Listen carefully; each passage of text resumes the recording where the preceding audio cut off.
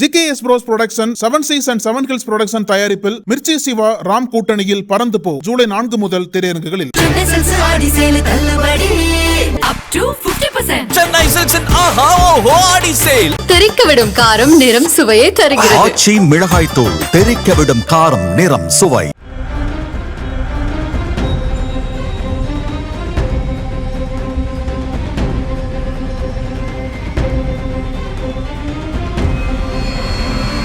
வேலூர் மாவட்டம் குடியாத்தம் பகுதியைச் சேர்ந்தவர் லாவண்யா. இதில் அந்த இளம் பெண்ணின் வாழ்க்கை நலன் கருதி அவரது பெயர் மட்டும் மாற்றம் செய்யப்பட்டுள்ளது. 23 வயதான லாவண்யா சென்னையில் உள்ள ஒரு தனியார் நிறுவனத்தில் பணியாற்றி வந்தார். அப்போது அவருக்கு சென்னையைச் சேர்ந்த நிக்கிதா என்ற பெண்ணுடன் பழக்கம் ஏற்பட்டது.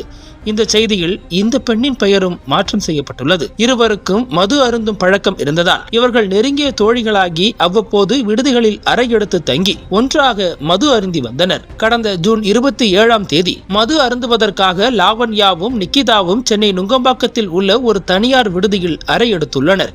அப்போது நிக்கிதா தனியாக வராமல் தனது ஆண் நண்பர்களான மனாசே மற்றும் ஆக்னஸே ஆகியோரை அழைத்து வந்திருக்கிறார். அங்கு இவர்கள் நால்வரும் ஒன்றாக அமர்ந்து மது அருந்தி உள்ளனர்.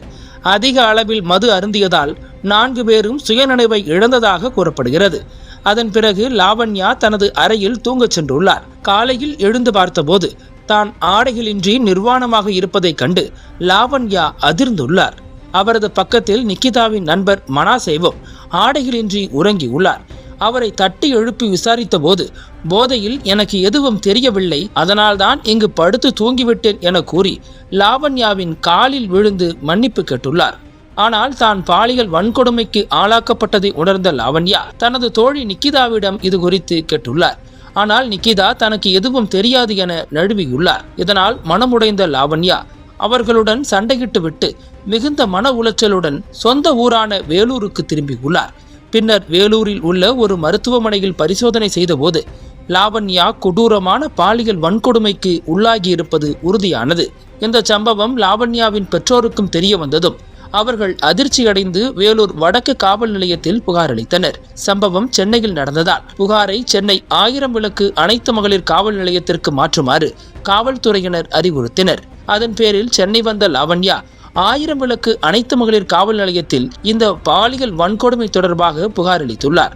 புகாரின் அடிப்படையில் வழக்கு பதிவு செய்த இன்ஸ்பெக்டர் சித்ரா தலைமையிலான போலீசார் விவசாயத்துறையில் ஒப்பந்த ஊழியராக பணியாற்றி வந்த மனாசேவையும் இந்த சம்பவத்திற்கு உடந்தையாக இருந்த நிக்கிதாவையும் கைது செய்தனர்.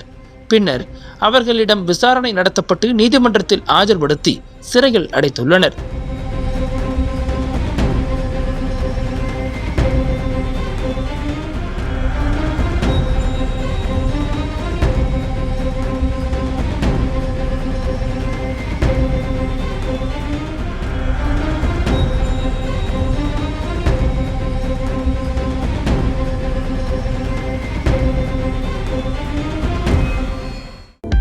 அனல் பறக்கும் செய்திகளை அப்டேட் செய்து கொள்ள நக்கீரன் களத்தை இப்பவே சப்ஸ்கிரைப் பண்ணுங்க.